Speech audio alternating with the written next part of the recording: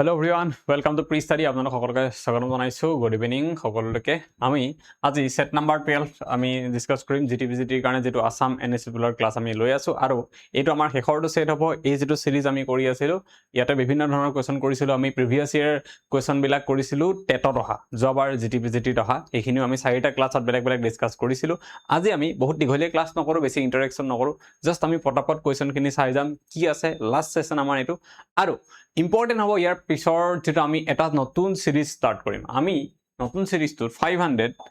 Most important question আমি লম। 500 most important question আপোনালোকে এমসিকিউৰ জায়গাত এমআইকিউ বুলি ধৰক। এবাৰ এমসিকিউ নহয়, এতিয়া হ'ব এমআইকিউ। আপোনালোকে কোৱেশ্চন চালেই গম পাব কিমান ইম্পৰ্টেন্ট হয়। ফাৰ্স্ট ক্লাসটো এদিন এটেন্ড কৰিব, চাই লব কেনেকুৱা হয়, তাৰ ইম্পৰ্টেন্স কিমান, কোত অহা কোৱেশ্চন কি পৰীক্ষা আহিছে, আমি সেইবিলাক কথা আপোনালোকক কম আৰু দেখাই দিম। পিডিএফ কেটা বহুত ইম্পৰ্টেন্ট, কাৰণ আমি লগত ডিটেইলছত আলোচনা কৰো ক্লাস বিলাকত। সেয়ে কেৱল ক্লাস চালে নহয়, পিডিএফ খিনি আপোনালোকে লৈ পেলাই মনত ৰাখি ধৰিব লাগে। ক্লাসখিনিও চলি পিডিএফ খিনিও ৰিভাইজ কৰিব লাগে। এইটো আমাৰ প্ৰি ষ্টাডি চেনেল টেলিগ্ৰামত আছে। আপোনালোকে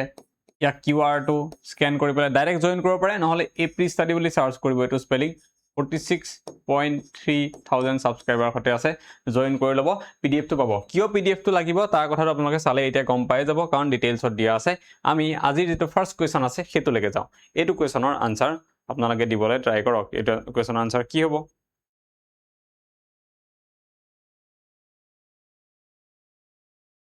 এইটো কোৱেশ্চনৰ আনসাৰ কি হ'ব?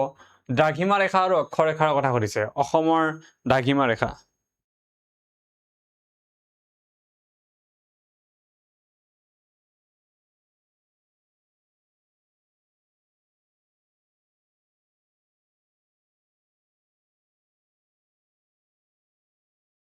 ইয়াতে কি সুধিছে? আপোনালোকক সুধিছে লংগিটিউড। আমি জানো লংগিটিউড বেলেগ, লেটিটিউড বেলেগ। ওকে, অসমৰ যদি লেটিটিউড চাও, এইটো আমাক সুধিছে লংগিটিউড। লংগিটিউড জানেন আপোনালোকে, এখন আমাৰ যেটা পৃথিৱীখনত কিছুমান কল্পনা কৰা ৰেখা আছে, হয়নে? ইমাজিনাৰী লাইন কিছুমান এনেকে আছে। কিমান ডাল আছে? হেনেকে আপোনালোকৰ 91 ডাল আছে তেনেকে। আৰু যদি এনেকে আমি চাও, তেতিয়া হলে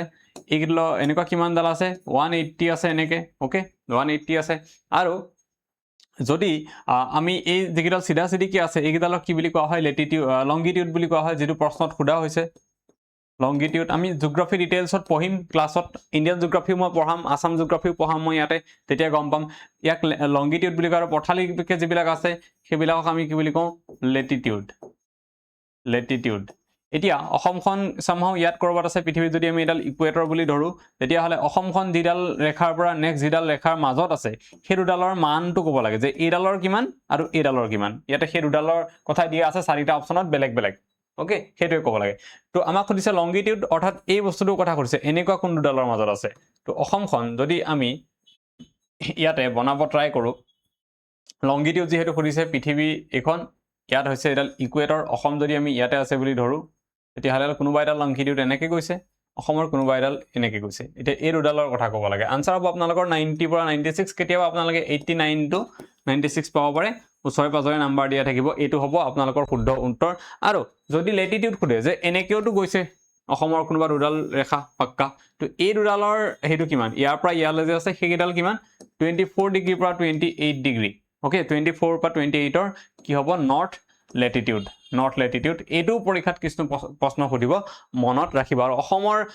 মাজেদি কৰ্কটক্ৰান্তি ৰেখাডাল যোৱা নাই। ওকে, কৰ্কটক্ৰান্তি ত্ৰিপুৰা মিজোৰামৰ মাজেদি গৈছে, আৰু মকৰক্ৰান্তি এফালেদি গৈছে। তাৰ মাজৰ এৰিয়াখিনি কি বুলি কয়? Tropical area. আৰু তাৰ বাহিৰৰ এৰিয়াখিনিক আমি কি বুলি কওঁ? Sub tropical. সেইকাৰণে অসম যেহেতু বাহিৰত আছে, অসমক আমি কেনেকুৱা ক্লাইমেট যদি সোধে, কেনেকুৱা ক্লাইমেট থাকে, সাব ট্ৰপিকেল বুলি সেইকাৰণে কওঁ আমি। অসমত ক্লাইমেটটো কেনেকুৱা? Sub tropical. এইটোৱে কাৰণ। আমি আসাম জিওগ্ৰাফি ডিটেইলছত পঢ়িম, মই তেতিয়া আৰু ভালকে ইয়াক বুজাই দিম। নেক্সট কোৱেশ্চন চাওক কি আছে। এটোতো আপোনালোকৰ আনসাৰ দিয়া আছে। Next question, easy question. In Lok Sabha total number of seats allotted to Assam is? লোকসভাত অসমৰ বাবে মুঠ কিমানখন আসন সংৰক্ষণ হৈ আছে? লোকসভাত কেইখন আসন আছে? 126খন আমাৰ ক'ত আছে? বিধানসভাত। আৰু আমাৰ ৰাজ্যসভাৰ যদি কওঁ, ৰাজ্যসভাত অসমৰ কাৰণে কিমানখন আছে? 7খন আছে। আমি সেই বিষয়ে জানো অলৰেডি। ওকে, আৰু লোকসভাৰ যেটো কোৱেশ্চন ইয়াত দিছে যদি চাওঁ, লোকসভাত আমাৰ কাৰণে আছে 14খন। 14টা লোকসভাৰ সমষ্টি অসমৰ কাৰণে আছে। 14জন লোকসভাৰ পৰা আৰু 7জন ৰাজ্যসভাৰ পৰা যায়।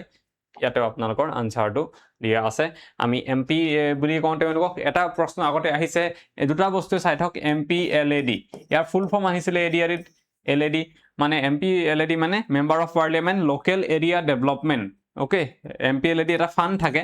তো যদি কওঁ MP LAD fund MP local area development fund বুলি কোৱা হয় তাত 5 কোটি টকা দিয়া হয় ওকে প্ৰতিজন এমপিক আৰু এমএলএ এলএডিও এটা থাকে এমএলএ এলএডি ফান্ড এটাও থাকে আৰু এই এমএলএ এলএডি ফান্ডত 1 কোটি টকা দিয়া হয় এতিয়াৰ পৰা কোৱা হৈছে 1.5 crore টকা দিয়া হ'ব বুলি এবাৰ বাজেটত ধাৰ্য কৰিছে কাৰেন্ট এফেয়াৰ কোৱেশ্চন মনত ৰাখিব আৰু এমএলএ এলএডি মানে হেতে member of legislative assembly local area development fund এটো প্ৰশ্নত আহিব পাৰে এমপি হেৰিওক লৈ পেলাই CM কথা যদি কওঁ মুখ্যমন্ত্ৰী পলিটিক কোৱেশ্চনো আহে CM যদি কওঁ এজন কি হয় তেওঁ এজন MLA ওকে CM বুলি কাৰো ইলেকশন নহয় বা আমাৰ যদি প্ৰাইম মিনিষ্টাৰৰ কথা কওঁ PM কথা তেওঁ এজন কি MP হয় যেনেকৈ আমাৰ 543 জন MP আছে 543 MP আছে তাৰে কোনোবা এজন MP কি হৈ যায় প্ৰাইম মিনিষ্টাৰ হৈ যায় বাট হেবিলাকৰ পৰা মিনিষ্টাৰ হয় বেলেগকে PM বুলি ইলেকশন নহয় এটো কথা মনত ৰাখিব তেনেকৈ CM কাৰণেও আমাৰ যি 126 MLA থাকে তাৰে কোনোবা এজন লিডাৰ যোন থাকে উইনিং পাৰ্টিটোৰ তাৰ পৰাই তেওঁ CM হৈ যায় CM কাৰণে বেলেগকে নহয় খুদে কেতিয়াবা যে প্ৰাইম মিনিষ্টাৰৰ টাৰ্ম অফ অফিস কিমান হয় প্ৰাইম মিনিষ্টাৰৰ কাৰ্যকাল কিমান বছৰ হেতু আপোনালোকে ক'ব পৰা নহয় যিকোনো হ'ব পাৰে কোনোবা প্ৰাইম মিনিষ্টাৰ এবছৰ থাকিবলৈ ৰিজাইন কৰিব পাৰে কোনোবাই 2 বছৰৰ পিছত ৰিজাইন কৰিব পাৰে কোনোবাৰ চৰকাৰ ভাঙি যাব পাৰে গতিকে কোনোবা মিনিষ্টাৰ বা প্ৰাইম মিনিষ্টাৰ চিফ মিনিষ্টাৰৰ কেতিয়াও টাৰ্ম ফিক্স নাথাকে যেনেকৈ আপোনালোকে চাব পাৰে এতিয়া আমাৰ যেটো MHRD মিনিষ্ট্ৰি আছে ministry of human resource development তাৰ মিনিষ্টাৰ কোন আছিলে ধৰ্মেন্দ্ৰ প্ৰধান আছিলে তেখেতে ৰিজিগনেশন দিলে এতিয়া প্ৰটেষ্ট চলাৰ পিছত গটিকে টাৰ্ম আমি ফিক্স বুলি ক'ব না যদি ফিক্স টাৰ্ম হলেন তেখেতে 5 বছৰ লৈকে তো কৰিয়ে থাকিলেহেঁতেন গটিকে মিনিষ্টাৰ সকলত ফিক্স টাৰ্ম নাথাকে পৰীক্ষাত কেতিয়াবা হেৰ কথা দিয়ে ৰাষ্ট্ৰপতি তেওঁলোকক অপসাৰণ কৰিব পাৰে বাট তেওঁলোকৰ 5 ইয়াৰ্স টাৰ্ম কিন্তু থাকে বাট অপসাৰণ তেওঁ কৰিব পাৰে ৰেজিগনেশন দিব পাৰে হেতু বেলেগ কথা আদাৰৱাইজ 5 ইয়াৰ্স টাৰ্ম থাকে তো তেনেকুৱা কথা ওকে এখিনি অকমান সাইড হৈ দিব MLA MP CM বিলাকলৈ অসম বিশ্ববিদ্যালয় ক'ত আছে খুলিছে দা আসাম ইউনিভাৰ্সিটি সিটুৱেটেড ইন অসম বিশ্ববিদ্যালয় ক'ত আছে এটো কথা ক'ব লাগে ডিব্ৰুগড়ত যদি আমি চাও কি আছে ডিব্ৰুগড়ত আমাৰ ডিব্ৰুগড় বিশ্ববিদ্যালয় আছে ডিব্ৰুগড় ইউনিভাৰ্সিটি আছে আসত আসাম মেডিকেল কলেজ আছে AMC আছে AMC খন জানে আপোনালোকে 1900 ত তাক প্ৰথম বনাইছিলে তেতিয়া নাম কি আছিল জন বেৰি হোৱাইট মেডিকেল স্কুল প্ৰথম তাক বনোৱা হৈছিল ওকে পিছত আহি পেলাই ইয়াক মেডিকেল কলেজ বনাইছিলে গোপীনাথ বৰদলৈ ডাঙৰীয়াই তেখেতে কেতিয়া 1947 ত তেখেতখনক কি কৰা হৈছিল AMC মেডিকেল এখন কলেজ ফুল ফ্লেজেড কলেজ বনোৱা হৈছিল বেৰি হোৱাইট এজন কোন আছিল আৰ্মিৰ মানুহ আছিল তেখেতে ডক্টৰো আছিল তেখেতে অসমৰ মেডিকেলৰ কাৰণে বহুত কাম কৰিছিল মেডিকেল ফেসিলিটিৰ কাৰণে বিশেষকৈ লখিমপুৰ জিলাত আমাৰ পুৰণা লখিমপুৰ জিলা যত ধেমাজি সব লক খাই আছিল তিনচুকীয়াৰ পৰা আদি কৰি এইবিলাক তো তাত তেওঁ কাম কৰিছিল সেই কাৰণে তেখেতৰ নামতে স্কুলখন খোলা হৈছিল তেখেতে বহুত পইচা দি পেলাই এখন খুলিছিল আৰু পিছত হেকানে তেখেতৰ নামটো অতৰাই পেলাই বাৰু অসমৰ যেহেতু প্ৰথম মেডিকেল কলেজ আছে হেকানে হেখনৰ নাম অসম মেডিকেল কলেজ দিয়া হল গুৱাহাটীত থকা এখন গুৱাহাটী মেডিকেল কলেজ হেখনৰ নাম অসম মেডিকেল কলেজ নহয় ওকে চাব আপোনালোকে হেতু কথা ডিব্ৰুগড়ত লগতে ডিব্ৰুগড় ইউনিভাৰ্সিটিও তাতে আছে ধলাখদিয়া কি কয় আমাৰ ডিব্ৰুগড় যিখন বগীবিল ব্ৰিজখন ডিব্ৰুগড়ত আছে ৰেল কাম ৰোড ব্ৰিজ হয় জানো আমি যোৰহাটত যদি চাও আছে কিবা কিবি বস্তু কি আছিল যোৰহাটত টকলাই আছে এটো জানো আমি কেতিয়া হৈছিল 1911 ত হৈছিল আসত আসাম এগ্ৰিকালচাৰ ইউনিভাৰ্সিটি আছে আৰু ওমেন ইউনিভাৰ্সিটি আছে তাতে তো এবিলাক আছে আমাৰ কোট যোৰহাটৰ সেন্ট্ৰেল জেলখন আছে সেন্ট্ৰেল জেলখন কেতিয়া বনোৱা হৈছিল 1911 চনৰ পৰা ফাংচনেল হৈছিল হেখন জেলখন তো এবিলাক হেৰিটেজ জেল বুলি যেহেতু ঘোষণা কৰিছে মই আগতেও কৈছো এবিলাক কথা আপোনালোকে যোৰহাটক লৈ মনত ৰাখিব আৰু লাচিত বৰফুকনৰ যেটো মূৰ্তি হেতু ক'ত আছে যোৰহাট জিলাত বনোৱা হৈছে লাচিত বৰফুকনৰ যেটো মূৰ্তি ওকে তাৰপিছত আমাৰ যেটো সুকাফা সমন্বয় ক্ষেত্ৰ হেয়া ক'ত আছে সুকাফা সমন্বয় ক্ষেত্ৰ হেয়াও যোৰহাটতে আছে কিন্তু লাচিত বৰফুকন পুলিশ একাডেমি যিখন আছে আগতে আমাৰ ক'ত হৈছিল নেপাত ট্ৰেইনিং হৈছিল SI বিলাকৰ হয়নে নেপা যি আছে তাত হৈছিল শিলঙৰ নৰ্থ ইষ্টাৰ্ণ পুলিশ একাডেমি এতিয়া কিন্তু LBPA হয় আৰু LBPA যদি খুদে ক'ত আছে হেতু আপোনালোকে জানে চাগে দেৰগাঁৱত আছে দেৰগাঁও ক'ত পৰে গোলাঘাট ডিস্ট্ৰিক্টত পৰে এখিনি জানি থৈ দিব এতিয়া আসাম ইউনিভাৰ্সিটি আছে শিলচৰত ওকে আসাম ইউনিভাৰ্সিটিৰ আপোনালোকৰ যদি এটা ক্যাম্পাস কম হয় ডিফুটো এটা ক্যাম্পাস অসম ইউনিভাৰ্সিটিৰ আছে কিন্তু মেইনলি অসম ইউনিভাৰ্সিটিখন শিলচৰত আছে মনত ৰাখিব এখন ষ্টেট নহয় সেন্ট্ৰেল ইউনিভাৰ্সিটি এখন যেনেকৈ তেজপুৰখন কি হয় সেন্ট্ৰেল ইউনিভাৰ্সিটি ষ্টেট নহয় তেনেকৈ আসাম ইউনিভাৰ্সিটিখনো কি হয় এখন সেন্ট্ৰেল ইউনিভাৰ্সিটি এবিলাক কথা জানি থব লাগিব আমি সোশ্যাল সায়েন্স পঢ়িলে তাত এইবিলাক সব কথা দিয়া আছে ভালকে আমি কিমান চনত হৈছিলে ডিব্ৰুগড় মেডিকেল কলেজৰ কথাটো কলো মই এগ্ৰিকালচাৰ ইউনিভাৰ্চিটি আপোনালোকৰ কেতিয়া হৈছিলে 1968 চাগে মোৰ যদি ভুল হোৱা নাই এনেকুৱা এই ডেট বিলাক আছে সব মনত নাথাকে ন এতিয়া কিন্তু সোশ্যাল সায়েন্স যেতিয়া আমি পঢ়িম কোৰ্সৰ ভিতৰত এই সব ডেট পাম সব ডেট সোশ্যাল সায়েন্সৰ কিতাপতো লিখা আছে এইবিলাক কথা আপোনালোকে পাব বিশেষকে এই গুটে যিকেইটা বস্তু ইয়াতে দিয়া আছে ইয়াতে আসাম ইউনিভাৰ্চিটি ইয়েৰো দিয়া আছে 94 হৈছিলে বাকি আমি বাকি কেইখনৰ পাই যাম ডিব্ৰুগড় মেডিকেল কলেজৰ হওক বা ওমেন ইউনিভাৰ্চিটি এগ্ৰিকালচাৰ ইউনিভাৰ্চিটি সবৰে এষ্টাব্লিশমেন্ট ডেট বিলাক আমি পাই যাম তো আনসাৰ ইয়াতে হ'ব আমাৰ কি শিলচৰ নেক্সট এইটো এটা এনভাইৰনমেন্টৰ কোৱেশ্চন ফেমাস কোৱেশ্চন কক আপোনালোকে which forest is single handedly planted by Yadav পায়েঙে অকলে কোনখন ফৰেষ্ট বনাইছে ইয়াৰে তেখেতে পুলি ৰুই মেলি ব্ৰহ্মপুত্ৰ পাৰত মাজুলীৰ ফালে হেতু ক'ব লাগে তেখেত যাদৱ পায়েঙৰ কথা যদি মই কওঁ তেখেতক গছ পুলি ৰুবলৈ মেক্সিকোলৈ ইনভাইট কৰিছিলে এইটো কাৰেন্ট এফেয়াৰ প্ৰশ্ন আহিব পাৰে মেক্সিকো তালে কৰিছিলে মেক্সিকো আপোনালোকে জানে নৰ্থ আমেৰিকান এখন কান্ট্ৰি হয় এবাৰ যেটো আমাৰ ফিফা ওয়াৰ্ল্ড কাপ আছিলে তিনিখন দেশে হোস্ট কৰিছিলে সেইখন কোন মেক্সিকো ইউএসএ আৰু কানাডা এই তিনিখনে কৰিছিলে ফাৰ্স্ট মেচখন মেক্সিকোত হৈছিলে মেক্সিকো আৰু সাউথ কোৰিয়াৰ মাজত হৈছিলে ওকে এটো আজটেকা ষ্টেডিয়ামত এটো ষ্টেডিয়ামত মনত ৰাখিব নামটো আৰু ফাইনাল যিখন হৈছিলে এখন ইউএসএ হৈছিলে কোট মেট লাইফ ষ্টেডিয়ামত হৈছিলে নিউ জাৰ্চিত সেই ফাইনালখন কোনে খেলিছিলে স্পেইন খেলিছিলে জিকিছিলে হয়নে কিন্তু খেলিছিলে স্পেইন আৰু আৰ্জেন্টিনাই ওকে ইয়াতে 1-0 গলত কোন জিকিছিলে স্পেইন জিকিছিলে এটো কথা মনত ৰাখিব গোল্ডেন বুটছত কোনে পাইছে আপোনালোকে সেইবিলাকো নিশ্চয় কৈছিলো মই হিদিনাখন এটা ক্লাস লৈছিলো এই বিষয়ত ঠিক আছে গোল্ডেন বুট কিলিয়ান এমবাপে পাইছে এমবাপে মনত ৰাখিব আৰু গোল্ডেন বল যেটো আছে হেতু কোনে পাইছে ৰদ্ৰি কোন হয় স্পেইনৰ কেপ্টেইন আৰু আটাইতকৈ ইয়াংগেষ্ট প্লেয়াৰ কি আছিলে হেতু কুপিবাৰ্সি এনেকুৱা নামটো আছিলে এটো মনত ৰাখিব এবিলাক হৈছে আপোনালোকৰ ফিফাক লৈ পেলাই কোৱেশ্চন অহা চান্স আছে এটো আনসাৰ কক সকলোৱে নিশ্চয় জানে মলাই ফৰেষ্ট ঠিক আছে মলাই ফৰেষ্টৰ কথা কৈছে দিহিং পাটকাই নহয় বৰনদী নহয় বৰাইল নহয় বৰাইলটো আমি জানো অসমৰ পাহাৰ এটা যেটোৱে ব্ৰহ্মপুত্ৰ ভেলী আৰু বৰাক ভেলীক ডিফাৰেন্সিয়েট কৰে বৰাক ভেলী তিনিখন ডিস্ট্ৰিক্টে আছে কোন কেখন আছে কাছাৰ কৰিমগঞ্জ আৰু হাইলাকান্দি ওকে এই আমাৰ আসাম ইউনিভাৰ্চিটিখন শিলচৰত আছে শিলচৰখন ক'ত আছে কাছাৰ ডিস্ট্ৰিক্টতে আছে ওকে তো বৰাইল ৰেঞ্জটো আমাৰ আটাইতকৈ ওখ ৰেঞ্জ অসমৰ হেতু তাতে ডিমা হাছাও জিলাখন বৰাইল ৰেঞ্জতে অৱস্থিত আৰু হিফালে আমাৰ আৰু দুখন যদি পাহাৰীয়া জিলা কথা কওঁ ডিমা হাছাওৰ বাহিৰেও কি আছে কাৰ্বি আংলং যি দুখন ওয়েস্ট আৰু ইষ্ট এই দুখনো আছে আমাৰ দিহিং পাটকাই তিনচুকীয়া ডিব্ৰুগড়ত আছে বৰনদী ক'ত আছে অভয়াৰণ্য বা সেইখন নদীখন ক'ত আছে উদালগুৰি জিলাত আছে এটা দিয়া আছে মাজুলীৰ চৰৰ ওচৰত অকলে গঢ়ি তুলিছিলে চৰ এটা এৰিয়া কেনেকুৱা হ'ব এতিয়া চৰ এৰিয়াটো বালি হ'ব ন গোটেইবিলাক তো বালি যেহেতু হ'ব তাত গছ গছনি গজাটো ইমান ইজি নহয় বহুত কষ্ট হয় তো সেই তাতেও কিন্তু তেখেতে এইটো ৰুইছিলে সেইকাৰণে তেখেতক কি বুলি কোৱা হয় ভাৰতৰ অৰণ্য মানৱ ফৰেষ্ট মেন অফ ইণ্ডিয়া বুলি কোৱা হয় অসমৰ পৰা এনভাইৰনমেন্ট ৰিলেটেড যদি কোৱেশ্চন আহে ৰিসেন্ট সময়খিনিত মই কৈছিলো আপোনালোকৰ আগৰ ক্লাছত যে এই দুজন মানুহ ইম্পৰ্টেন্ট হয় যাদৱ পায়েঙৰ কথা মই কৈছিলো আপোনালোকক আৰু লগতে যদি আমি চাও হেৰিৰ কথাও আপোনালোকে চাব লাগিব পূৰ্ণিমা দেৱী বৰ্মনৰ কথা মই কৈছিলো হয়নে পূৰ্ণিমা দেৱী বৰ্মনৰ কথা কৈছিলো মই ইউনাইটেড নেশনে দিয়া আটাইতকৈ এনভাইৰনমেন্ট আটাইতকৈ ডাঙৰ যেটো এৱাৰ্ড হয় চেম্পিয়নছ অফ দা আৰ্থ হেতু এৱাৰ্ড তেওঁ পাইছে champions of the earth award যেটো আছে হেতু পূৰ্ণিমা দেৱী বৰ্মনে পাইছিলে হাৰগিলা আৰ্মি বুলি এটা আৰ্মি তেখেতে ষ্টাৰ্ট কৰিছিলে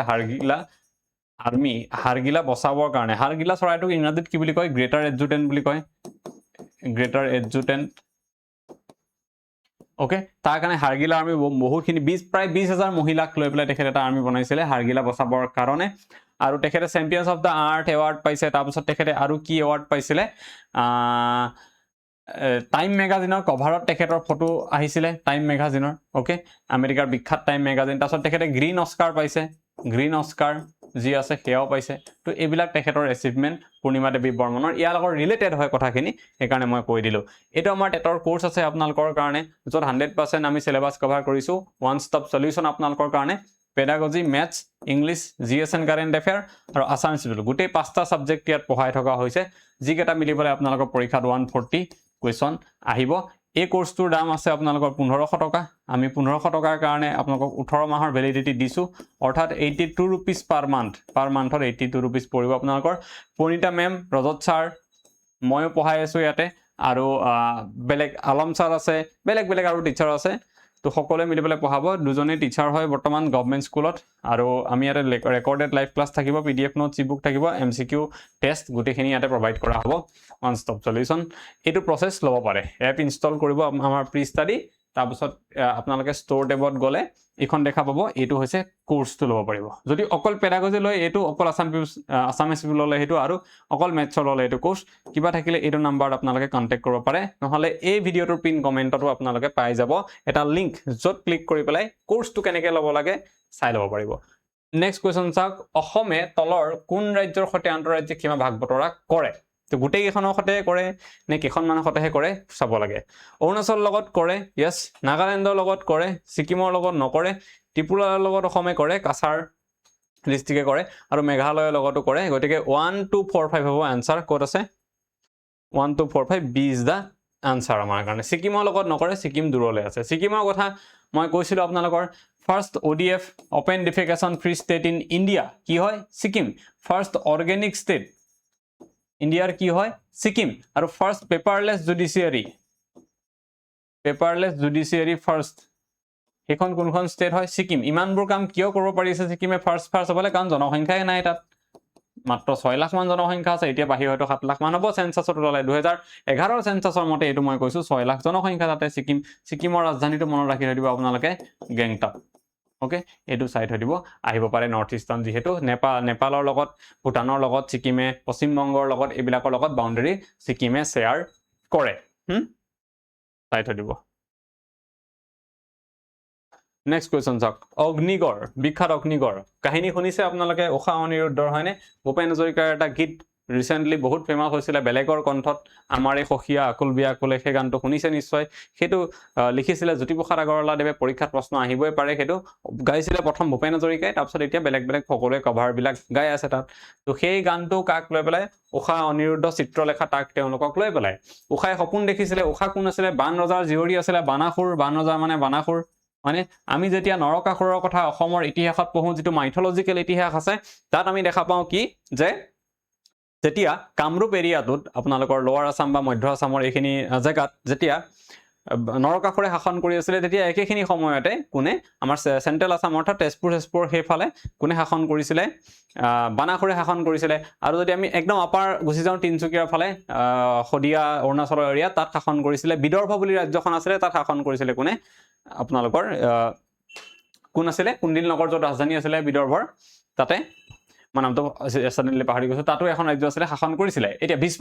ভীষ্মকে শাসন কৰিছিল তাত ঠিক আছে তো সেই নৰকাসুৰৰ কন্টেম্পৰেৰী যে বানাসুৰ আছিল তেওঁৰে জীয়ৰী আছিল কোন উষা সেই উষাই সপোনত দেখিছিল এজন ৰাজকুমাৰ যিজন ৰাজকুমাৰৰ কথা তেওঁ উষাই পিছদিনাখন সখীয়েক চিত্ৰলেখাক কৈছিলে চিত্ৰলেখা নামেই আপোনালোকে গম পাইছে চিত্ৰ আঁকে তেওঁ আঁকাত বহুত ষ্ট্ৰং আছিলে ইমেজিন কৰি পেলাই মানুহ আঁকি দিব পাৰিছিলে তো চিত্ৰলেখাই তাৰপিছত যেতিয়া উষাৰ পৰা তেওঁ ভাল লগা পুৰুষজনৰ কথা সপোনৰ ৰাজকুমাৰজনৰ কথা যেতিয়া শুনিছিলে শুনাৰ পিছত ছবি এখন বনাই দিছিলে উষাক চিত্ৰলেখাই আৰু বনাই দিয়াৰ পিছত উষাই আৰু বেছি প্ৰেমত পৰিছিল তেওঁৰ লগত আৰু পিছত অনিৰুদ্ধৰ জৰিয়তে তেওঁ অনিৰুদ্ধৰ লগত কন্টেক্ট হৈছিল উষাৰ আৰু অনিৰুদ্ধ আছিল দ্বাৰকাৰ তেওঁ কৃষ্ণৰ নাতিনিয়েক মানে তাৰপিছত সেই কৃষ্ণৰ নাতিনিয়েক অনিৰুদ্ধই উষাক নিবলৈ আহিছিলে ভাল পাই পেলাই বিয়া পাতি নিবলৈ আহিছিলে আৰু আমি যেটো লাভ মেৰেজ আগতে তাক কি বুলি কোৱা হয় গন্ধৰ্ব বিবাহ হেতু পৰীক্ষাত আহি থাকে গন্ধৰ্ব বিবাহ বুলি কৰিবলৈ আহিছিলে তেতিয়াই উষাৰ দেউতাক যেহেতু অসুৰ বংশৰ মানুহ আৰু কৃষ্ণ হল বেলেগ এটা গতিকে নিমিলে west and east left and ৰাইটৰ নিচিনা গতিকে অনিৰুদ্ধক বান্ধি থৈ দিছিলে তাৰপিছতে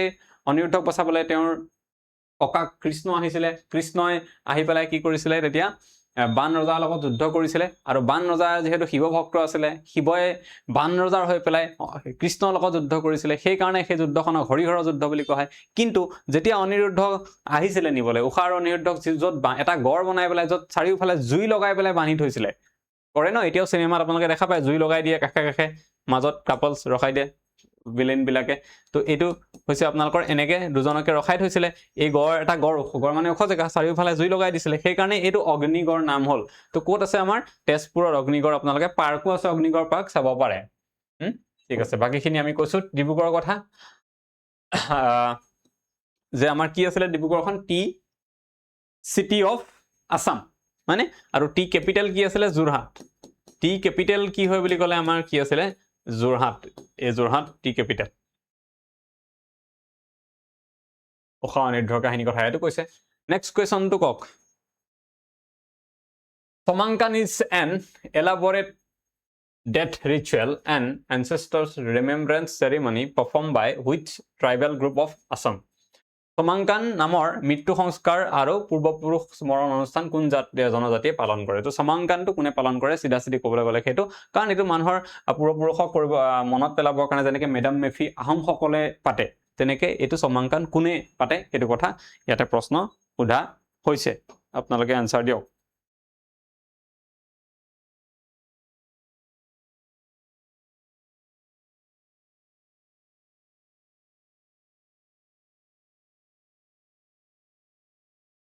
ওকে মিসিং সকলৰ যদি কথা আমি কওঁ তেতিয়া হলে তেওঁলোকৰ কি আছিল আলি আই লিগাং যেটো ফাগুন মাহৰ প্ৰথম বুধবাৰে পতা হয় আলি আই লিগাং মনত ৰাখিব ফাগুন মাহ ফাৰ্স্ট ওয়েডনেসডে এটো পৰীক্ষা আহি থাকে ঠিক আছে আৰু তেওঁলোকৰ কাপোৰ মিবু গালেক ৰিবিকা সিং তেওঁলোকৰ কাপোৰ আছে ডিমাসা সকলৰ আপোনালোকে জানে জুডিমা ৰাইছৰ কথা জিআই টেগ পোৱা ৰাইছ ওকে আৰু জুডিমা এটা কি আছে ওয়াইনো আছে এটো কথাও আপোনালোকে মনত ৰাখিব ডিমাসা সকলৰ ওকে তাৰছত কাৰ্বি সকলৰ যদি চাও আমি তেতিয়া হলে এই Somankan ফেষ্টিভেল যেটো আছে কাৰ্বি সকলে পালন কৰে গাৰো সকলৰ এটা ফেমাস ফেষ্টিভেল আছে কি ওয়াংগালা যেটো আমি কি বুলি কওঁ 100 ড্ৰামছ ফেষ্টিভেল বুলিও কওঁ 100 ড্ৰামছ ফেষ্টিভেল বুলিও যেটো কোৱা হয় গাৰো সকলৰ ওয়াংগালা ঠিক আছে মেঘালয়ত গাৰো সকল বিশেষকৈ পোৱা যায় আনসাৰ হ'ব আমাৰ কি কাৰ্বি Somankanটো কাৰ্বি সকলৰ লগত জড়িত মৃত্যু সংস্কাৰ এখিনি দিয়া আছে নেক্সট টু কোৱেশ্চন কক Okay. The unique craft of making hitolpati, coal mats and holapit handicrafting is traditionally practiced heavily in which region district of Assam. Hitolpati আৰু holapit দুটা বস্তু বনোৱা হয় কিন্তু অসমৰ কোন জিলাত মূলত এখিনি বনোৱা হয় বেলেগতো হয় কিন্তু মূলত কোন জিলাত বনোৱা হয় সেইটো কথা খুদা হৈছে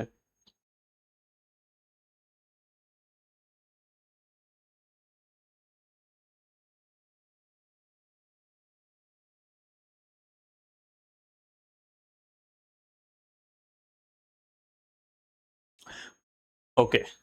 মই আগতে আপোনালোকক কৈছিলো যে এটা প্লান্ট আছে হেনা ফটো দেখাইছিল মুৰটা কুহিয়া গছৰ নিচিনা অলপ হেটো মুৰটা প্লান্ট এই শীতলপাতিটো মুৰটা প্লান্টৰ পৰা বনোৱা হয়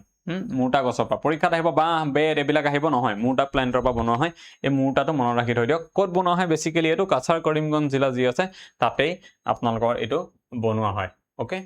ঠিক আছে মাজুলীত আপোনালোকে যদি এনেকুৱা কিবা বিচাৰে তেতিয়া হলে এটা বস্তু আছে বেতৰ বিছনি বেতৰ বিছনি কেন যেটো আপোনালোকৰ হ্যান্ড ফ্যান আছে কেন হ্যান্ড ফ্যান এটো বহুত ফেমাস হয় কিন্তু বিচিবলে ব্যৱহাৰ নকৰে সজাই থবলে এটো সজাই থবলে বেছিকৈ ব্যৱহাৰ কৰা হয় আৰু লগতে খালমৰা বুলি এটা জায়গা আছে মাজুলীত খালমৰা তাত মিট শিল্পৰ বাবে বিখ্যাত মাটিৰ বাচন পাতি বহুত বেছি বনোৱা হয় ব্ৰহ্মপুত্ৰ পাৰত আছে এইটা মনত ৰাখি লওক বহুত আপোনালোকৰ কাৰণে বৰাক উপত্যকাৰ জিলা দুখন আপোনালোকৰ কাছাৰ এণ্ড কৰিমগঞ্জ নেক্সট হক the Baishagu festival marked by lively music and the traditional khram drum dance to eta danceor kotha koise ki khram drum dance is celebrated by which community to khudise je khram dhulor nitro ইয়াৰ জৰিয়তে উদযাপন কৰা হয় বৈশাগু উৎসৱ মানে বৈশাগু উৎসৱত সেই khram dhulor nitro পৰিবেশন কৰা হয় তো কোনে পালন কৰে হেতু খুদিছে বৈশাগু কোনে পালন কৰে হেতু খুদিছে তিৱা সকলৰ মই কৈছিলো আপোনালোকৰ হালিলা হিলালি হেতু এটা আছিল আৰু কি আছিল তিৱা সকলৰ বৰদ উৎসৱৰ কথা মই কৈছিলো মনত ৰাখি থক আপোনালোকে হালিলা হিলালি হেতু কথা কৈছিলো বৰদ উৎসৱ আছে তিৱা সকলৰ তাৰছত আৰু যদি মই কওঁ ৰাভা সকলৰ ফাৰক্ৰান্তি হেতু উৎসৱ ফেমাস হয় দেউৰী সকলৰ বিচুৱা যেটো বহাগ বিহু সময়ত পতা হয় দেউৰী সকলৰ তেনেকৈ এৰ যদি চাও আমি যেটো বৈশাগু আছে এটো কাৰ বৈশাগু বড়ো সকলৰ ওকে আৰু বড়ো সকলৰ তেওঁলোকে কি পাতে আৰু লগতে ফেষ্টিভেল যদি কওঁ বাথৌ পূজাও তেওঁলোকৰ ফেমাস হয় ওকে কি কোনটো প্লান্টত পূজা কৰে বাথৌ পূজাত বড়ো সকলে আপোনালোকে হেতু মোক কমেন্ট কৰক কি প্লান্ট কি গছক পূজা কৰে এটা পুলি বনাই পেলাই কিহৰ পুলি পূজা কৰে লগতে বাগৰুম্বা তেওঁলোকৰ কি কয় ডান্স আছে আমি জানো হেতু হয়নে বাগৰুম্বাটো কি বুলি বড়ো সকলৰ ডান্স নিশ্চয় জানো সকলোৱে বাগৰুম্বা কিন্তু ইয়াক আন এটা নাম কি সেইটো পৰীক্ষাত আহিব সেইটো হৈছে বাটাৰফ্লাই ডান্স মনত ৰাখিবা বাটাৰফ্লাই ডান্স বাগৰুম্বা ডান্সৰ আন এটা নাম ইয়াৰ আনসাৰ হ'ব আমাৰ কি বড়ো এতে দিয়া আছে নৱবৰ্ষৰ যি বহাগ মাহত পালন কৰা হয় তেতিয়া এটো উদযাপন কৰে নেক্সট চাওক আমি এটো কোৱেশ্চন আগতে ডিসকাস কৰিছো Which major tributary is considered the largest right bank tributary of the Brahmaputra River? অসমৰ ব্ৰহ্মপুত্ৰ নদীৰ সৰ্ববৃহৎ সোঁফালৰ নদী সোঁফাল বফল মানে কি যেতিয়া এখন নদী বৈ আহে এনেকে ওকে তাত যদি আমি বৈ অহাৰ ফাললে চাই পেলাই থিয় হওঁ বৈ এফালে আহিছে না তো এইফালে আমি যদি চাই পেলাই থিয় হওঁ আমাৰ সোঁহাত এটো হৈ যাব এটো বাওঁহাত হৈ যাব ৰাইট এণ্ড লেফট হেণ্ড যদি যি ফালৰ পৰা বৈ আহিছে সেই ফাললে মুখ কৰি পেলাই চাওঁ তেতিয়া আমাৰ আকৌ এটো ৰাইট হেণ্ড হৈ যায় এটো লেফট হেণ্ড হৈ যায় তো আমি এটা এটুক কনসিডাৰ নকৰো ঠিক আছে আমি কি নকৰো এটুক কনসিডাৰ নকৰো মানে যি ফালৰ পৰা বৈ আহিছে সেই ফাললে না চাওঁ যি ফাললে বৈ গৈছে সেই ফালে চাম এতিয়া আমি সেই ফালে যেতিয়া এনেকে আমি চাওঁতে রাইট সাইড এটো হ'ব লেফট সাইড এটো তো এটো রাইট ব্যাংক আৰু এটো লেফট ব্যাংক হল তা মানে তো এফালৰ পৰা আহি পেলাই যিখিনি নদী যিবিলাক নদী ইয়াত পৰিব সেইবিলাকক আমি কি বুলি কম ৰাইট ব্যাংক ট্ৰিবিউটৰি এফালৰ যবিলাক আমি কম লেফট ব্যাংক ট্ৰিবিউটৰি ইয়াতে কি কৰিছে সৰ্ববৃহৎ সোঁফালৰ তো ৰাইট ব্যাংক আটাইতকৈ ডাঙৰখন কি আছিল ইয়াতে যিখন আহি পেলাই গহপুৰৰ ওচৰত পৰে সেই ব্ৰহ্মপুত্ৰত যিখন আমাৰ ক'ৰ পৰা আহে অৰুণাচলৰ পৰা আহে সেইখনৰ নামটো কি সোৱণশিৰি নদী এটো হ'ব আনসাৰ বাকি ধনশিৰিও গোলাঘাটৰ ওচৰত নুমলীগড়ত আহি পেলাই পৰে সেই নাগালেণ্ডৰ পৰা ওলাই মানে আৰু কপিলিখন মেঘালয়ৰ পৰা ওলাই পেলাই পবিতৰা ওচৰত পৰেহি জিয়া ভৰলীখন যদি আমি চাওঁ সেইখনক আমি সেইখনো ক'ৰ পৰা আহে অৰুণাচল প্ৰদেশৰ পৰা আহে অৰুণাচল প্ৰদেশত তাক কি বুলি কোৱা হয় ৰিভাৰখনৰ নামটো কামেং ৰিভাৰ বুলি কোৱা হয় আৰু আহি পেলাই আমাৰ তেজপুৰৰ ওচৰত জিয়া ভৰলীখন ব্ৰহ্মপুত্ৰত মিলিত হয় গোটেই কেইখনে ব্ৰহ্মপুত্ৰৰ উপনদী হয় লগতে আমি এটো কথাও জানিম যে সোৱণশিৰিখন যদি আমি চাওঁ তেতিয়া হলে right hand tributary right bank tributary ধনশিৰিখন লেফট ব্যাংক কপিলিখন লেফট ব্যাংক জিয়া ভৰলীখন এগেইন ৰাইট ব্যাংক ট্ৰিবিউটৰি কাৰ ব্ৰহ্মপুত্ৰৰ ওকে আৰু অসমৰ ক্ষেত্ৰত যদি আমি চাওঁ তেতিয়া হলে এনেকে ব্ৰহ্মপুত্ৰ বৈ আহিছে আমি কলো এফালৰ পৰা বিলাক ৰাইট ব্যাংক এফালৰ পৰা বিলাক লেফট ব্যাংক লগতে চাব এফালৰ পৰা যিখিনি ৰাইট ব্যাংক আছে right bank is equal to আপোনালোকৰ নৰ্থ ব্যাংক আৰু left bank is equal to south bank এফালৰ বিলাকক সাউথ ব্যাংক ট্ৰিবিউটৰি বুলি কয় আৰু এফালৰ বিলাকক নৰ্থ ব্যাংক ট্ৰিবিউটৰি বুলিও কোৱা হয় এটো মনত ৰাখিব এটো কোৱেশ্চন আনসাৰ কক অসমৰ জিআই টেগ প্ৰাপ্ত মুগা ৰেচম মূলত কোন গছৰ পলুৰ পৰা উৎপন্ন হয় জিআই টেগ পাইছে অসমৰ মুগাই আমি হেতু জানো কিন্তু কোন গছৰ পলুৰ পৰা ইয়াক উৎপন্ন কৰা হয় হেতু আপোনালোকক সুধিছে কোনটো হয় সোমেন সোৱালৰ পৰা ইয়াক উৎপন্ন কৰা হয় এটো গছৰ পৰা কিছুমান আছে মালবাৰীৰ পৰা কৰা হয় বাট আমাৰ অসমৰ ৰেচম মুগাটো কৰা নহয় কিন্তু দেই বেলেগ কৰা আহিলে মালবাৰীটো হ'ব পাৰে ইয়াতে আনসাৰ দিয়া আছে চাওক মুগা ৰেচম আমাৰ যেটো এটো এন্থেৰা আসামেনসিস নামৰ পলু এটা আছে তাৰ পৰা উৎপন্ন হয় সেই মুগাটো আৰু এই পলুৱে মূলত সোম আৰু চেয়ালু সেইকেইটা ইয়াত সাইন্টিফিক নেম কেইটাও দিয়া আছে পাৰ্চিয়া বম্বিচিনা আৰু চেয়ালু লিটচিয়া যেটো মনোপেটালা এই দুটাও দিয়া আছে এই গছৰ পাত খায় তাৰ পৰাই হয় এটো এখানে মই কৈছিলো এই ডিটেইলস বিলাকৰ কাৰণে যে আপোনালোকে টেলিগ্ৰামটোত এবাৰ গৈ পেলাই আমি ক্লাস শেষ হোৱাৰ পিছতে 5-10 মিনিট পিছত এটো শেয়াৰ কৰি দিম তাৰপৰা ডাউনলোড কৰি ল'ব এটো কোৱেশ্চন কক স্টেটমেন্ট অলপ দিছো বেছি টাফ নহয় বাট স্টেটমেন্ট ফৰ্মেটত দিয়া আছে এনেকুৱা আহাৰ চান্স এবাৰ পৰীক্ষাত বহুত আছে আমি মাজে মাজে সেইকাৰণে স্টেটমেন্টটো আমি ডিসকাস কৰিব লাগিব consider the following statement about Padmanath Gohain Baruah Padmanath Gohain Baruah তেওঁ অসম সাহিত্য সভাৰ প্ৰথম সভাপতি আছিল বুলি কৈছে ইয়েস অসম সাহিত্য সভা শিৱসাগৰ অধিৱেশন 1917 চনত যি হৈছিল 26 ডিসেম্বৰ এই ডেটটো মনত ৰাখিব 26 ডিসেম্বৰ হৈছিল হে তেওঁ আছিল সভাপতি আৰু সম্পাদক অৰ্থাৎ সেক্ৰেটাৰী বুলি যদি কওঁ কোন আছিল শৰৎ চন্দ্ৰ গোস্বামী এইবিলাক খুদে যিবোৰ আপোনালোকে নাভাবে আহিব বুলি ঠিক আছে এইবোৰটো সবে জানে 2 নম্বৰ খুদিছে তেওঁ অসমীয়া সাহিত্যৰ পিতামহ বুলি কোৱা হয় ইয়েস তেওঁ অসমীয়া সাহিত্যৰ পিতামহ বুলি কোৱা হয় আৰু মই এটা কথা বেছি নকওঁ কাৰণ নেক্সট কোৱেশ্চনো তেওঁ লৈ পেলাই আছে নহলে ওলাই যাব গতিকে both statement 1 and 2 R correct হ'ব আমাৰ আনসাৰ ইয়াতে বোথ 1 and 2 ইয়াতে বাকিখিনি লিখা আছে ডিভিজন এবাৰ খালি কৰি লব নেক্সট কোৱেশ্চনটো তেওঁক লৈ পেলাই সেইকাৰণে মই তেখেতৰ বিষয়ে বেছি কথা কোৱা নাই কাৰণ কলে কি হ'ব এইখিনি কোৱেশ্চন আনসাৰ ওলাই যাব ইয়াতেও তেখেতক লৈ দুটা স্টেটমেন্ট দিয়া আছে চাওক আহিব এবিলাক Assamese literature personality books and author এইবিলাকত আহিব তো তিনিটা চাৰিটা টপিক ইয়াত কভাৰ হৈ আছে কিন্তু স্টেটমেন্ট 1 টো চাওক ভানুমতি কিতাপখনৰ কথা সুধিছে is regarded as the first Assamese novel yes ভানুমতিখন কি হয় অসমৰ প্ৰথম অসমীয়া এখন নভেল হয় কেতিয়া ওলাইছিলে 1890 এই নভেলখন ওলাইছিলে ভানুমতিখন বৰ ধুনীয়া এখন একদম ইমোচনেল নভেল ভানুমতিখন আচলতে বহুত ধুনীয়া ৰজাঘৰৰ একচুৱেলি ৰজাঘৰ দুজন দা ডাঙৰীয়া থাকে তেওঁলোক দুজনৰে ল'ৰা আৰু ছোৱালীৰ মাজত প্ৰেম হয় কিন্তু ছোৱালীজনীক আকৌ ৰজাই বিয়া পাতিব বিচাৰে তো আহি যায় ন মাজত খেলি মেলি বহুত মানে ষ্টৰি আছে বহুত ধুনীয়া হয় আপোনালোকে এটা লাভ ষ্টৰিয়ে এইটো কিন্তু দেই লাভ ষ্টৰিয়ে পঢ়িব পাৰে ভানুমতি ভানু ভানু ভানু বুলি বহুতবাৰ লিখিছে তেওঁৰ কথা সেইখনত পঢ়ি চাব বেছি ডাঙৰ কিতাপ নহয় বহুত ভাল আছে 2 নম্বৰ ভানুমতি পদ্মনাথ গোহাঁই বৰুৱাই লিখিছিলে হয় ভানুমতি পদ্মনাথ গোহাঁই বৰুৱাই লিখিছিলে গতিকে both statement are correct ঠিক আছে ওকে 1980 ৰচনা কৰিছিলে এইখন বুলি কোৱা হয় ঠিক আছে আৰু এটা আছিলে কি আছিলে শিৱসাগৰ কি আহোম সভা মই এইটো মনত পৰোঁতে কৈ থৈ দিওঁ আহোম সভা বুলিও এখন সভা খোলা যেনেকৈ আমাৰ জগন্নাথ বৰুৱাই আৰম্ভ কৰিছিলে যোৰহাট সাৰ্বজনিক সভা হয়নে 1884ত কৰিছিলে যোৰহাট সাৰ্বজনিক সভা জগন্নাথ বৰুৱাই তেনেকৈ আহোম সভাখন কোনে কৰিছিলে আহোম সভাখনৰ কথা যদি কওঁ আহোম সভাখন কৰিছিলে পদ্মনাথ গোহাঁই বৰুৱাই বহুত ইম্পৰ্টেণ্ট কুৱেশ্যন মনত ৰাখিব অসমৰ যিবিলাক অৰ্গেনাইজেশ্যন আছে হিষ্টৰিকেল এইবিলাকত এই কুৱেশ্যন আহে যেনেকৈ আপোনালোকে অসম সাহিত্য সভা অসম ছাত্ৰ সন্মিলন অসমীয়া ভাষা উন্নতি সাধিনী সভা গোটেইবোৰ মই কৈছোঁ হয়নে অসমীয়া ভাষা উন্নতি সাধিনী সভা 1888ত ষ্টাৰ্ট হৈছিলে কলকাতাত হৈছিলে এইবিলাক কুৱেশ্যন চাগে আছে নেক্সট আৰু যেনেকৈ অসম সাহিত্য সভা কেতিয়া হৈছিলে আপোনাৰ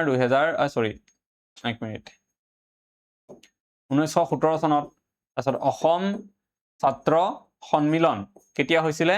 আপোনাৰ 1916ত হৈছিলে লক্ষ্মীনাথ বেজবৰুৱাই ফাউণ্ড কৰিছিলে প্ৰথম হেৰি আছিলে সভাপতি আছিলে ইয়াৰ পত্ৰিকাখনৰ নাম মিলন এইবিলাক পৰীক্ষাত আহিছে অলৰেডি আসাম গভৰ্ণমেণ্টৰ মিলনৰ কথা মই কৈছিলোঁ হয়নে তেনেকৈ আপোনালোকৰ আহোম সভা এইটো এটা ইম্পৰ্টেণ্ট হয় কোনে কৰিছিলে পদ্মনাথ গোহাঁই বৰুৱাই এইটো এতিয়া আনচাৰ কওক বহুত এখন হৈ গ'ল কি আছে ইয়াতে অ'কে অসমীয়া ভাষা উন্নতি সাধিনী সভাৰ কথা মই তাকে পাতি আছোঁ ইয়াতে আছে তো 25 আগষ্টত হৈছিলে ডেটটো মনত ৰাখিব চনটো বাৰু জানিলে তো এইটো শুদ্ধ আমাৰ তাৰপিছত 2 নম্বৰ ইয়াৰ মূল উদ্দেশ্য আছিল অসমীয়া ভাষা সাহিত্য উন্নয়ন এইটো শুদ্ধ গতিকে আমাৰ বোথ আনচাৰ ইয়াতে কাৰেক্ট হ'ব বোথ আনচাৰ কাৰেক্ট বাকীখিনি এবাৰ ৰিভাইজ কৰি ল'ব বিশেষকৈ এই ডেটটো কথা মই কৈছোঁ এইটো মনত ৰাখিব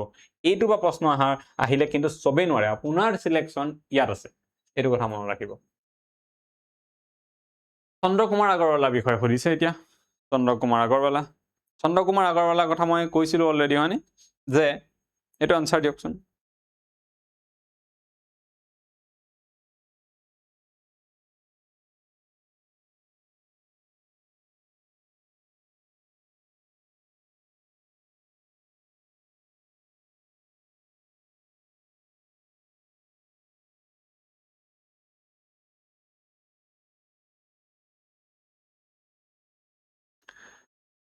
চন্দ্ৰকুমাৰ আগৰৱালাৰ কথা মই কৈছিলোঁ কি কৈছিলোঁ যে তেখেত খুৰাক কাৰ জ্যোতিপ্ৰসাদ আগৰৱালাৰ খুৰাক জ্যোতিপ্ৰসাদ আগৰৱালা আৰু চন্দ্ৰকুমাৰ আগৰৱালা জ্যোতিপ্ৰসাদ আগৰৱালা দেউতাক আৰু চন্দ্ৰকুমাৰ আগৰৱালা দুজন ককাই ভাই আছিলে তেওঁলোকৰ দেউতাকৰ নাম আছিলে হৰিবিলাস আগৰৱালা অৰ্থাৎ হৰিবিলাস আগৰৱালা কোন আছিলে জ্যোতিপ্ৰসাদ আগৰৱালা ককা আছিলে অ'কে আৰু তেওঁলোকৰ আৰু যদি পূৰ্বপুৰুষৰ কথা কওঁ মই তেতিয়াহ'লে নংৰাম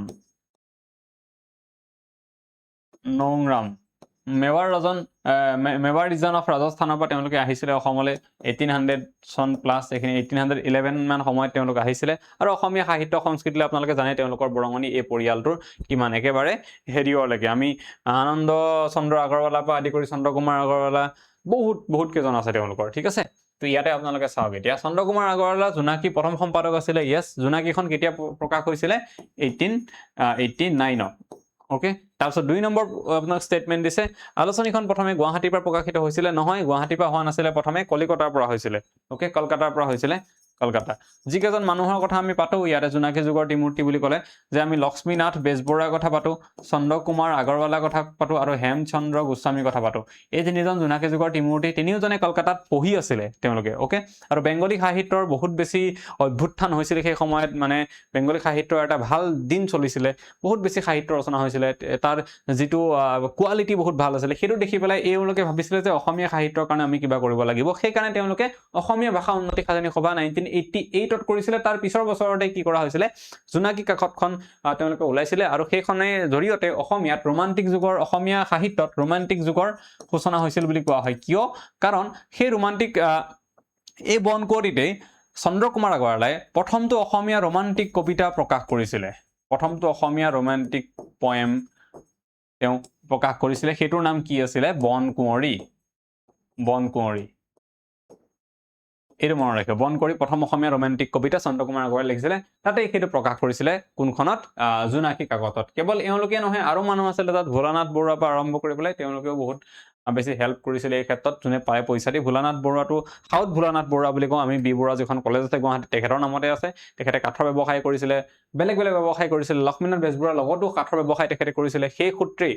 উৰিষ্যাৰ সম্বলপুৰত লক্ষ্মীনাথ বেজবৰুৱাৰ এটা ঘৰ এতিয়াও আছে যিটো সংৰক্ষণ কৰা আছে এইবিলাক কথাও পৰীক্ষাত সোধে যে লক্ষ্মীনাথ বেজবৰুৱা ঘৰ আৰু এটা কোড আছে যাক এতিয়া চৰকাৰে সংৰক্ষণৰ কথা কৈছে সেইটো উৰিষ্যাত আছে অসম সাহিত্য সভা ইয়াত আগভাগ লৈ পেলাই অসম চৰকাৰৰ লগত কথা পাতি বহুত পইচা এটা চেংচন কৰাই পেলাই সেই ঘৰটো কি কৰা হৈছে সংৰক্ষণৰ ব্যৱস্থা কৰিছে এইবোৰ কথা জানিব লাগে পৰীক্ষাত সুধি দিয়াৰ চান্স থাকে যিমান জানিব আপুনি সিমান আগুৱাই থাকিব এইবিলাক কথাৰ পৰা তো এইখিনি কথা ইয়াতে আছে ওকে তো কলকাতাৰ পৰা হৈছিলে প্ৰথম গুৱাহাটীৰ পৰা নহয় এইটো কথা মনত ৰাখিব ইয়াতে লিখাও আছে এইটো কথা এইটো মই কৈছিলোৱে আপোনাক স্টেটমেন্ট 1 প্ৰথম অসমীয়া ৰোমান্টিক কবিতা বনকুঁৱৰী জোনাকীত প্ৰকাশ পাইছিলে শুদ্ধ মই মাত্ৰ ক'লো এই কবিতা পুথিখন চন্দ্ৰ কুমাৰ আগৰৱালাই লিখিছিলে এইটো শুদ্ধ দুটা কথাই মই কৈছো so both the statement are correct আছে এইখিনি কথাই দিয়া আছে ইয়াতে এবাৰ ৰিভাইজ কৰি ল'ব এইটো কওক ধনশিৰি নদী এইটো কোৱেশ্চন আমি ডিসকাস কৰিছো অলৰেডি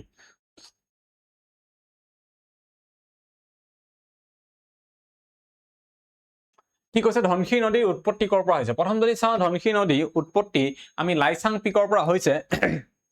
কিন্তু ক'ত আছে লাইচাং পিক নাগালেণ্ডত আছে নাগালেণ্ডৰ লাইচাং পিকৰ পৰা হৈছে তাৰপিছত অসম নাগালেণ্ডৰ বৰ্ডাৰ ডিমাৰ্কেট কৰে এইখন নদীয়ে আৰু কাৰ্বি প্লেটুক নাগালেণ্ড হিলৰ পৰা সেপাৰেট কৰে দুটাই পাহাৰ নাগা পাহাৰ আৰু কাৰ্বি পাহাৰ আছে দুটা মাজেদি বৈ গৈছে দুটাক সেপাৰেট কৰি পেলাই এইটো পৰীক্ষাত যেহেতু আহি থাকে প্ৰশ্ন সেইটো কোনে ধনশিৰি নদীখনে বৈ গৈছে তাৰপিছত গোলাঘাটৰ মাজেদি বৈ গৈছে অসমত ধনশিৰি নদীখন আৰু গোলাঘাটৰ মাজেদি যেতিয়া বৈ গৈছে গোলাঘাট টাউনৰ কাষেদি বৈ গৈছে গতিকে প্ৰশ্ন যদি হয় যে কোনখন নদীৰ পাৰত গোলাঘাট টাউনখন অৱস্থিত তেতিয়াহলে সেইটো হ'ব আমাৰ কি এইটো ধনশিৰি নদী ওকে ধনশিৰিখন ব্ৰহ্মপুত্ৰৰ এখন কি হয় সাউথ বেংক বা লেফট বেংক ট্ৰিবিউটৰি যত ব্ৰহ্মপুত্ৰৰ লগত লগ লাগি থাকে সেই জায়গাখিনিৰ নাম কি নুমলীগড় কেতিয়াবা মই এইটো কথাও কম হিষ্ট্ৰী বা কোৱাত পঢ়ালে যে নুমলীগড় নুমলী যি ৰাজমাও আছিলে আই আছিলে নুমলী ৰাজমাও আই তেখেতৰ নামত সেই গড়টোৰ কথা আছে নুমলীগড় তো এগৰাকী মহিলা তেওঁ বিষয় আছে মই হেও কথা কেতিয়াবা আমি পাতিম বাৰু নুমলীগড় তো আনসাৰ হ'ব লাইচাং পিক ওকে বাকি গাৰু পাহাৰ মেঘালয় মিকিৰ পাহাৰ কথা জানে আপোনালোকে পাটকাই পাহাৰ পাৰ হৈ পেলাই কোন আহিছিলে আমাৰ আহোম সকল আহিছিলে চুকাফা তেওঁৰ নেতৃত্বত কোনফালেদি পাটকাই পাৰ হৈ পেলাই আহিছিলে এইটো আমাৰ কিহৰ কোৱেশ্চন আসাম পলিটি কোৱেশ্চন ভাৰতীয় সংবিধানৰ কোনটো অনুসূচীৰ অধীনত কাৰ্বি আংলং পৰিচালিত হয় তো কাৰ্বি আংলং পৰিচালিত একচুয়ালি বুলি ক'ব নোৱাৰি কাৰ্বি আংলঙৰ যিখন কাউন্সিল আছে কাৰ্বি অটোনমাস কাউন্সিল যি আছে কোনটো অনুসূচী হিচাপত ই চালিত হয় ঠিক আছে অনুসূচী হিচাপত এয়া কাৰ্বি আংলং অটোনমাস কাউন্সিলো হয় বড়ো টেৰিটৰিয়েল যি কাউন্সিল আছে বিটিসি সেয়াও হয় আৰু যেটো ডিএসএসসি আছে ডিএসএসসি হেতু হয় ডিএসএসসি মানে কি ডিমা হাছাও অটোনমাস কাউন্সিল এই তিনিখনেই আমাৰ কোনটো অনুসূচীৰ জৰিয়তে কি হয় ইয়া গুটে তাৰ ৰুলস বিলাক বনিছে সংবিধানৰ উল্লেখ থকা হেতু হৈছে আমাৰ 6 শিডিউলৰ মতে ওকে 6 শিডিউলৰ মতে আনসাৰ হ'ব এটো বাকি আমাৰ যেবিলাক আছে আৰু বহুত কাউন্সিল অটোনমাস ডিস্ট্ৰিক্ট কাউন্সিল বোৰ আছে যেনেকৈ মই কৈছিলো আগতে যে Mising autonomous council Rabha autonomous council Tiwa autonomous council এই যেবিলাক আছে এইবিলাক কিন্তু কি হয় স্ট্যাটুটৰি এক্টৰ জৰিয়তে ইয়াক বনোৱা হৈছে স্টেট গভৰ্নমেন্টে স্ট্যাটুটৰি এক্টৰ জৰিয়তে ষ্টেট গভৰ্ণমেণ্টে ইয়াক বনাইছে কিন্তু এইবিলাকৰ কথা আমাৰ একদম সংবিধানত উল্লেখ আছে মনত ৰাখিব এইবিলাকৰ কথা সংবিধানত উল্লেখ নাই ৰাজ্য চৰকাৰে এক টানি পেলাই বনাইছে তো ডিফাৰেন্সটো মনত ৰাখিব এইবিলাকৰ কথা কেতিয়াবা ডিফাৰেন্সিয়েট কৰিবলৈ আহিব পাৰে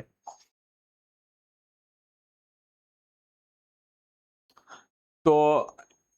এইখিনি আছিলে আমাৰ কোৱেশ্চন আজি এগেইন মই কৈছো পিডিএফটো আপোনালোকৰ কাৰণে ইম্পৰ্টেন্ট কাৰণ ইনফৰমেশ্যন বহুত দিয়া আছে যেনেকৈ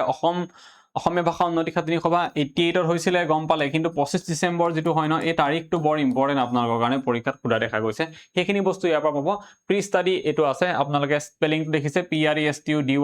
46.3k সাবস্ক্ৰাইবাৰ থকা এটা চেনেল আপোনালোকে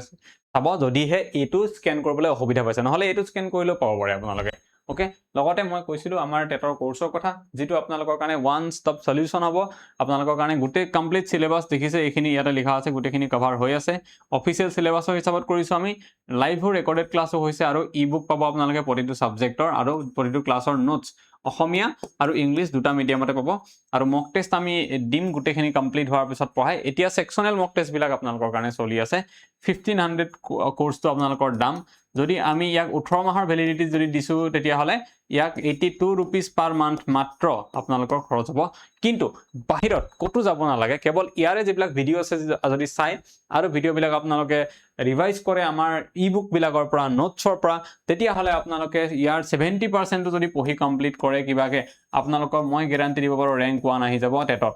আপোনালোকে জিটি বাদ্যক পিজিটিও পাই যাব ইমান ধুনিয়াকে কন্টেন্ট দি থোৱা আছে অলৰেডি আমাৰ ইয়াতে 1200 প্লাস ষ্টুডেন্টে পঢ়ি আছে এটো ক্লাসৰ পৰা আৰু মোৰ টাৰ্গেট হৈছে কি যে 1200 ৰ ভিতৰত 500 পাস কৰাম এটো নহয় 1200 আউট অফ 1200 ৰ ভিতৰত 1200 কে পাস কৰাম এতিয়ালৈকে 1200 আছে আই এম সিওৰ এখিনি গৈ পেলাই 3-4000 হৈ যাব ষ্টুডেন্ট আৰু প্ৰতিজনকে পাস কৰাম যেহেতু পোষ্ট ওলাব 15000 মিনিমাম পোষ্ট 15000 টো ওলাব জিটি মিলাই পেলাই তো তাৰ পৰা মোক 3-4000 হে লাগে মই লৈ আহিম এইখিনি আপোনালোকে জাস্ট জয়েন কৰক ইয়াতে আৰু মোৰ ওপৰত বিশ্বাস ৰাখক এটো আমাৰ এপ আছে ইনষ্টল কৰি পেলাই আপোনালোকে ফোন নাম্বাৰ দি লগইন কৰিলে এই পেজটো ওলাব তাতে ষ্টৰ টেবটো আছে ক্লিক কৰাৰ পিছত এই পেজ ওলাব ইয়াতে এটো হৈছে টেটৰ কোৰ্সটো আপোনালোকে লৈ ল'ব বাই নাও এটা অপচন থাকিব তাত গৈ পলাই দেন এটো পেডাগজি আছে সিঙ্গল পেডাগজি কোৰ্স এটো অকল আসামিজ বুলাৰ আৰু এটো অকল ম্যাথছৰ জিটো যদি সিঙ্গল কে লাগে তেনেকে ল'ব পাৰে বিশেষ অসুবিধা পালে এই ফোন নাম্বাৰত ফোন কৰিব বা হোৱাটসএপ কৰিব পাৰে তাতে আপোনালোকে পাই যাব আনসাৰ আৰু নহলে এই ভিডিওটোৰ কমেন্টত আমি এটা লিংক দিয়া আছে সেই লিংকটোৰ জৰিয়তে আপোনালোকে কি কৰিব পাৰে ক্লিক কৰি পেলাই চাব পাৰে যে কোৰ্সটো কেনেকৈ ল'ব পাৰে তো আজি আমাৰ এটো ভিডিওত আমি এখিনি ডিসকাস কৰিছিলো এতিয়া ইম্পৰ্টেন্ট কথাটো হল আপোনালোকৰ কাৰণে যে আমি নেক্সট ক্লাছত কি কৰিম 500 MIQ most important question discuss কৰিম আমি আপোনালোকে চাব কোৱেশ্চন দেখিলে গম পাব কেনেকুৱা ধৰণৰ কোৱেশ্চন সব প্ৰিভিয়াস ইয়াৰত আহা কোৱেশ্চন আমি বেলেগ পৰীক্ষাত আসাম ৰিলেটেড ডিসকাস কৰিম কোনটো পৰীক্ষাত কি হৈছে মই আপোনালোকক হেয়াও কৈ দিম আৰু তাৰ পৰা ম্যাক্সিমাম কোৱেশ্চন আসামিজ বুলত আপোনালোকে 20 প্লাস কোৱেশ্চন তাৰ পৰাই পাই যাব এটো সিওৰ তো চাই থাকিব আজিলৈ এই ভিডিওত ইমানে আমি আকৌ নেক্সট নতুন এটা সিৰিজৰ সৈতে লগ পাম thank you everyone thank you for joining good night